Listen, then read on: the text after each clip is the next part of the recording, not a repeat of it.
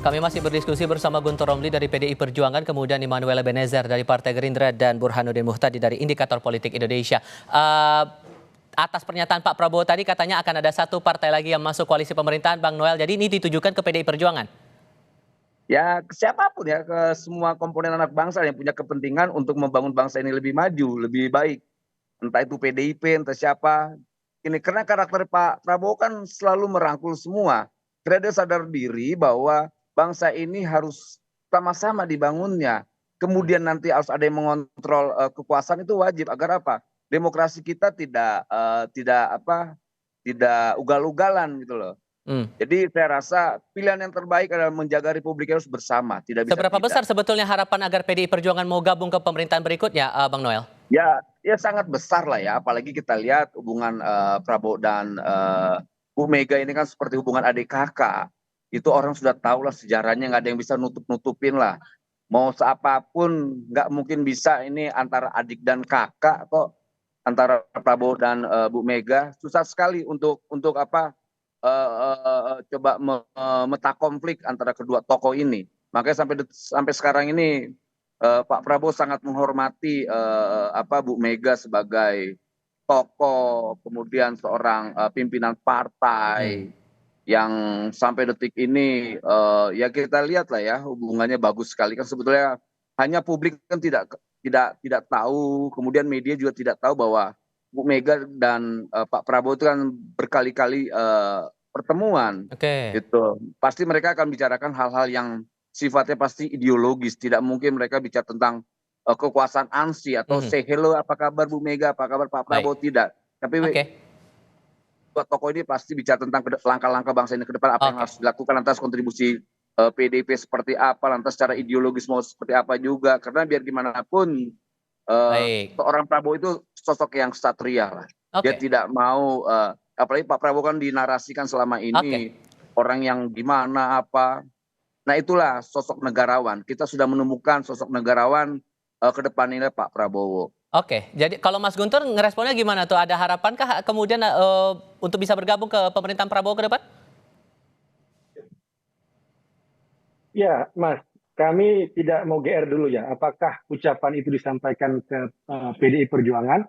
Kalau memang benar, kami menghormati ajakan itu. Tapi keputusan bergabung atau tidak itu belum diputuskan. Itu haknya Ketua Umum Ibu Megawati.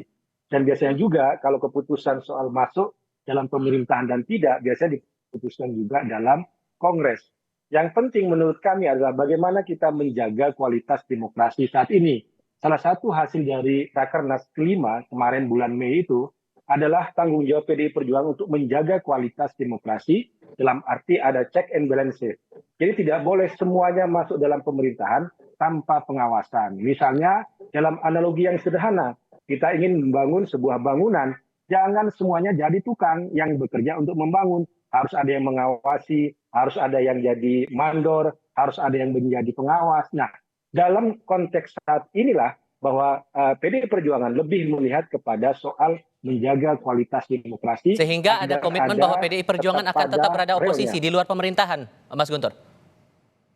Itu belum diputuskan, Mas. Belum diputuskan apakah mau di luar. Kita kan nggak mau pakai istilah oposisi atau non-oposisi ya. Dalam sistem kenegaraan kita yang juga disampaikan oleh Ibu Mega, ini kan soal di dalam atau di dalam pemerintah, di luar atau di dalam pemerintahan. Nah itu belum diputuskan. Itu haknya Ketua Umum untuk memutuskan apakah nanti PDI Perjuangan itu akan mengirim menteri misalnya ke kabinet atau tetap berada di luar pemerintahan. Kita menjaga, mengawasi melalui parlemen, melalui DPR. Dan biasanya sampaikan tadi, keputusan penting seperti itu biasanya diputuskan dalam Kongres yang akan datang pada tahun depan. Disitulah posisi PDI Perjuangan akan ditetapkan. Apakah di dalam pemerintahan atau di luar pemerintahan. Tapi kalau dari hasil Rakernas, kita ingin menjaga kualitas demokrasi dengan tetap ada check and balances. Karena berbahaya suatu pemerintahan kalau tidak ada yang mengawasi.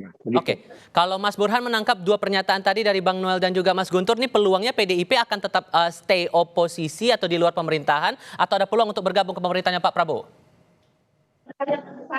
Menurut saya sih masih ada peluang ya buat PDI Perjuangan untuk masuk ke dalam, dan itu bertemu dengan ambisi Pak Prabowo yang cenderung pengen mengangkut seluruh kekuatan politik untuk masuk ke dalam pemerintahan.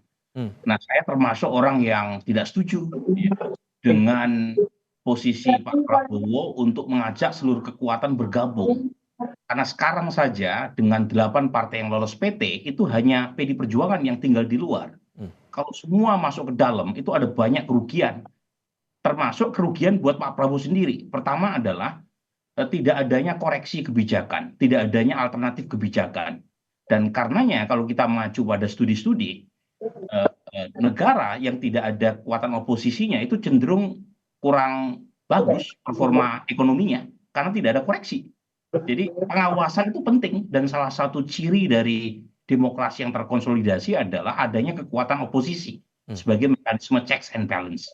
Dan itu diperlukan bukan hanya untuk demokrasi, tapi juga untuk Pak Prabowo.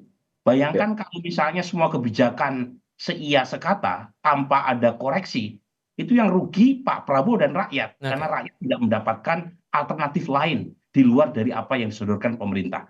Jadi saya berharap betul PD Perjuangan komit ya, dengan positioning saat ini, bahkan kalau perlu ada tambahan kekuatan oposisi yang lain.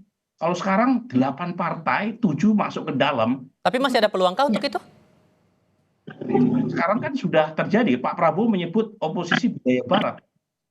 Padahal kita tahu Gerindra 2009 sampai 2019 kan berada di luar tuh. Jadi dalam pengertian, Gerindra pernah mempraktekkan sebagai kekuatan penyeimbang yang baik buat demokrasi. Dan itu sukses membuat satu performa Pak SBY relatif baik dari sisi ekonomi, termasuk performa Pak Jokowi periode pertama. Itu juga bagus. Karena salah satunya kritik yang cukup baik dari kekuatan oposisi. Nah, ini perlu dilanjutkan. Jadi jangan semuanya diangkut ke dalam. Jadi ini poin saya yang menurut saya perlu dipikirkan, karena terus terang Pak Prabowo punya semacam pemikiran sebaiknya semua ke dalam. Nah, pertanyaan yang paling krusial adalah soal power sharingnya nanti gimana kalau semuanya berada di dalam. Apakah jumlah menterinya mau ditambah sampai 100?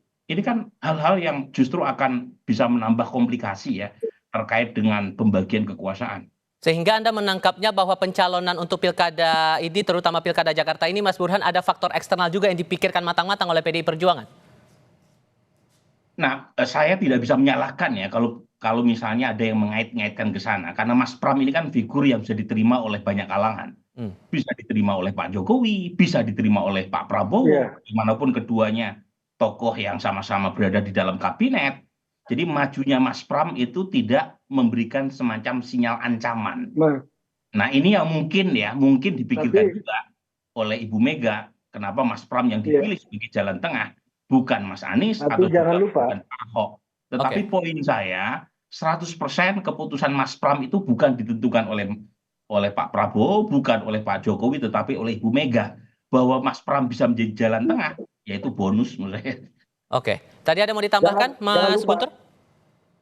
Jangan lupa ketika PDI Perjuangan berada di luar pemerintahannya Pak SBY, sekjennya adalah Mas Pramono Anung.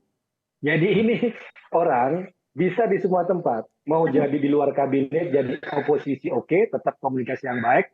Mau di dalam kabinet juga oke. Jadi dua peran itu benar-benar bisa dimaksimalkan oleh sosok Mas Pram. Kalau kita melihat rekam jejaknya Mas Pramono Anung. Jadi beliau bisa saja bisa tetap berada di luar pemerintahan dengan sebagai gubernur kalau ditakdirkan oleh Tuhan, dengan tetap menjaga komunikasi yang baik. Karena rekam jejaknya Mas Pram ya seperti itu. Tidak bisa dianggap bahwa beliau adalah seorang misalnya pragmatis kemudian ingin sebagai jembatan dengan pemerintah selanjutnya. Tidak, karena rekam jejak beliau adalah sekjen PDI Perjuangan ketika berada di luar kabinetnya SBY pada waktu itu. Tapi gini juga Mas Guntur, ada pandangan juga nih dengan dipilihnya Pak Pramono di Pilkada Jakarta di momen-momen terakhir. Ada yang melihat bahwa PDIP ini tampaknya lagi mematangkan strategi politik jangka panjang, termasuk mengamankan posisi partai di DPR RI yang menang pemilihan legislatif agar tetap berada di posisi ketua DPR. Salah nggak kalau ada yang menilai demikian? Ya, kesan itu memang ada, Mas. Dan ini yang menarik bagi saya, karena saking banyaknya asumsi-asumsi sangkaan kepada Mas Pramono Anung. Sekarang kan Mas Pramono ini kan menjadi media darling, malah semakin lama semakin dibahas. Ya mohon maaf, Mas RK malah anyep ya kan nggak dibahas di media. Ya mungkin karena asumsi-asumsi itu, tapi seperti yang disampaikan oleh juga apa dari Mas Burhan tadi dan juga disampaikan oleh Mas Pram sendiri bahwa pilihan beliau kepada Mas Pram adalah 1000% dari Ibu Mega. Kalau ditanya alasan apa yang paling benar, ya menurut saya ya yang paling mengerti adalah Ibu Mega. Tidak ada soal asumsi-asumsi yang belakangan itu mulai muncul, tapi untuk apa menjadi media darling dibahas media oke lah, tidak masalah gitu loh. Oke.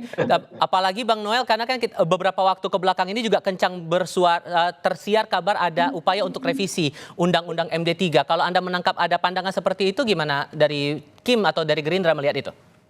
Ya kalau pandangan kan nggak ada yang bisa menyalahkan. Nah, ya pandangan orang kan punya hak untuk menyampaikan pandangannya. Siapa yang bisa membatasi pandangan yang spekulatif di luar?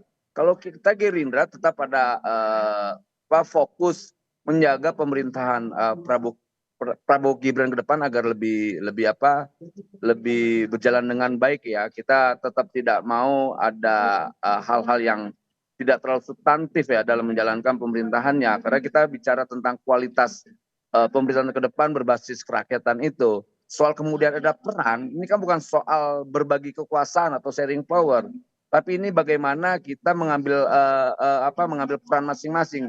Kemudian PDIP mengambil peran untuk di luar untuk menjaga demokrasi itu bagus. Kita senang sekali karena demokrasi tanpa ada sebuah pengawasan ya ini kita khawatirkan ugal-ugalan nanti pemerintahnya dan kecenderungan bisa otoriter, diktator dan sebagainya itu bisa terulang kembali. Nah kita berharap peran itu bisa diambil oleh PDIP. Walaupun kita berharap juga agar PDIP bisa berkontribusi dalam pemerintahan Prabowo Gibran. Peran ini yang paling penting. Peran itu kan nggak mesti harus di dalam pemerintahan. Beroposisi atau tidak beroposisi sama berkualitasnya kok.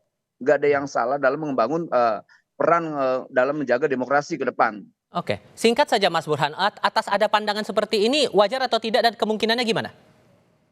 Iya, wajar ya. Dan karenanya dalam sebuah pidato kan Ibu Mega mengatakan bahwa PD Perjuangan tidak bisa bukan tegak lurus ya, lurus saja dalam melakukan manuver politik. Karena kalau misalnya terlalu memakai kacamata kuda, dalam posisi di mana PD Perjuangan hanya sendirian di luar, itu bisa dikeroyok kan. Dan kemungkinan perubahan Undang-Undang MD3 besar sekali.